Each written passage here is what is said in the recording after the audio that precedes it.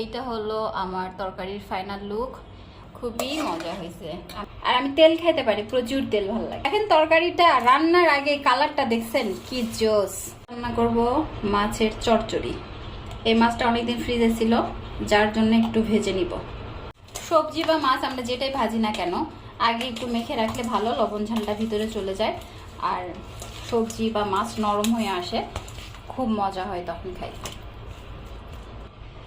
একটু ঢেঁড়স দিব, ঢেঁড়স আমার খুবই পছন্দ, নরম একটা সবজি। তার সাথে 2টা পটল আর একটা ঝিঙে, এই দিয়ে খুব সফট একটা তরকারি রান্না করব। যেহেতু গরমের দিন একটু সবজি বেশি খাইতে হবে, তো ভাজা পোড়া খাওয়া যাবে না। তারপরে পেঁয়াজ, একটা বাটা পেঁয়াজ আর আদা একটু, রসুন বাটা একটু, যে যেরকম মশলা খেতে পছন্দ করেন, আমি খুবই কম মশলা খাই। তারপরে জিরা বাটা, এখন দিব গুঁড়া ঝাল, অবশ্যই স্বাদ মতো। আমি ঝাল একটু কমই মনে হয় খাই, ইদানিংকালে একটু বেশি খাচ্ছি, কারণ রিতা আসতেছে, তো রিতা আবার ঝাল খাই, আমি ঝাল কম খাই।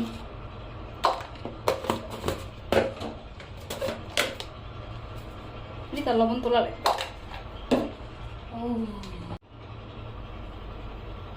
আর আমি তেল খাইতে পারি, প্রচুর তেল ভালো লাগে।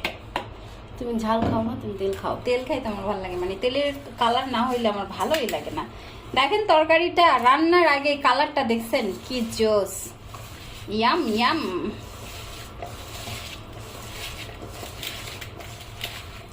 আমার হাত জ্বলে ছাই হয়ে গেল, হাত কেটে গেছে, জ্বলতেছে।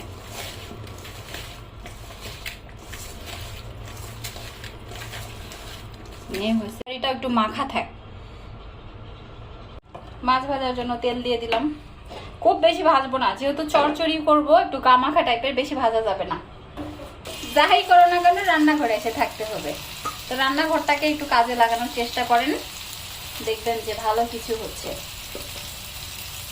চড়চড়ির মাছ বেশি ভাজবো না, হালকা একটু মাত্র গা থেকে নিব।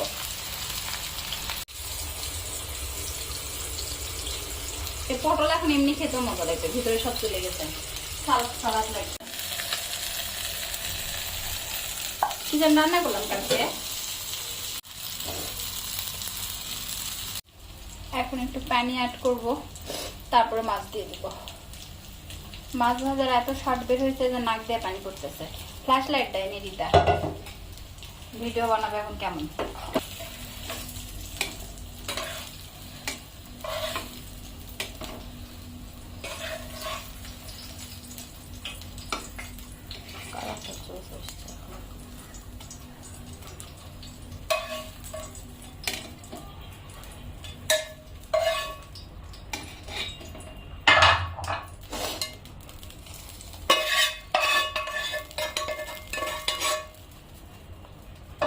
মেখে দেওয়া তরকারি টেস্টি আলাদা।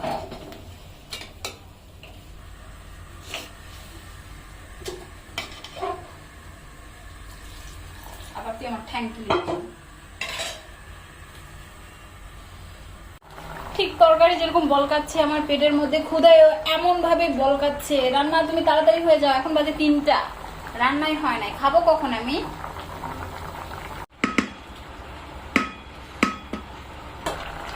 তরকারি এখন মোটামুটি হয়ে আসছে, আমি এখন একটু টমেটো দিব, আমি টমেটো পছন্দ করি, আর যেহেতু সবজির তরকারি টমেটো দিলে আমার মনে হয় ভালোই লাগবে, একটু টক টক মজাই লাগে।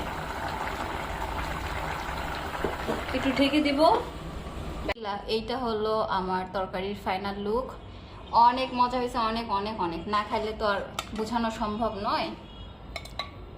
খুবই মজা হয়েছে, আমি এতটাও আশা করিনি। এই হলো আজকে আমার রান্নাবাড়ি, খাওয়া দাওয়া এখন খেয়ে নিই, কথা বলা শেষ, আল্লাহ হাফেজ।